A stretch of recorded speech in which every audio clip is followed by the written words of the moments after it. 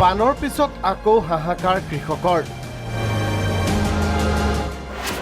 সেউজীয়া কৃষিভূমিত পোকৰ উপদ্ৰৱ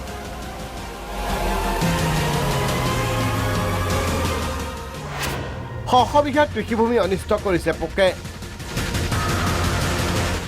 মূৰে কপালে হাত দিব লগা হৈছে কৃষকে সোণালী বগা বৰণ ধৰিছে সেউজীয়া পথাৰত এয়া মৰাণৰ দৃশ্য কোটোহা নাওজান নতুন বলাই পুৰণি বলাই অঞ্চলৰ শ বিঘা ধান খেতি পোকে তহিলং কৰিছে খোৱাং হালধিবাৰীতো একে অৱস্থা কি পোকৰ নাম নাজানো আজি খেতি ৰোৱা 10-15 নাপায় এনেকুৱা অৱস্থা গোটেই এৰিয়া একেই অৱস্থা আমাৰ আৰু চৰকাৰে যিটো দৰৱ দিছে এই দৰৱটো আপোনাক দেখুৱাইছোঁ কিন্তু একো কাম কৰা নাই এতিয়ালৈকে কৃষি বিভাগৰ মানুহটো অহাই নাই এতিয়া আমি হেৰি কি নাম কয় সেইদিনাখন ৱাৰ্ড মেম্বাৰ এজনে আমাক দৰৱ অলপ দিলে সেই দৰৱখিনি মাৰি চাইছোঁ কিন্তু তাৰ দৰৱ একো হোমৱৰ্কটোৱে নাইকিয়া হৈছে অচিন পোকৰ উপদ্ৰৱত চকুৰে সৰিয়হ ফুল দেখিছে কৃষকে সামান্য কীটনাশক দিয়ে দায়িত্ব সামৰিছে কৃষি বিভাগে কৃষক এতিয়া এনেই মৰিছে ৰ'দৰ তাপত তাতে আকৌ কৃষি বিভাগে দিছে গৰম ভাপ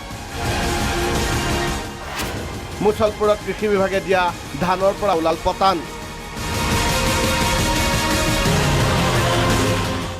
কৃষি বিভাগৰ পৰামৰ্শ মতেই তিহুৰ কৃষকে কৰিছিল উন্নত জাতৰ ধান খেতি পিছে ধানৰ সলনি ওলাইছে পতান চাওক আমি বীজটো আনিলোঁ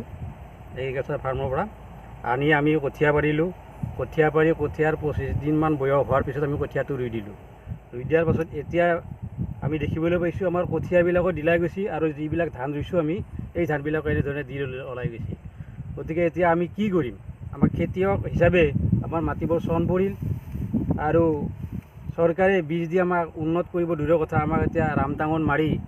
আমাক হতাশাগ্ৰস্ত হৈ কৰি পেলাইছে ঠিকাদাৰেও ধন সৰকাইৰ বিপদত পেলাইছে কৃষক নৈপৰীয়া জনতাক গহপুৰত নৈৰ বুকুত প্ৰতিবাদ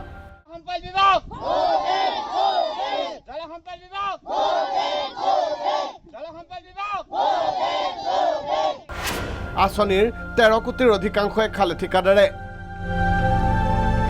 পাৰ্কোপাইন বহুৱায়ো ৰোধ হোৱা নাই খহনীয়া ক্ষুব্ধ নৈপৰীয়া জনতাই এইদৰে সাব্যস্ত কৰিছে প্ৰতিবাদ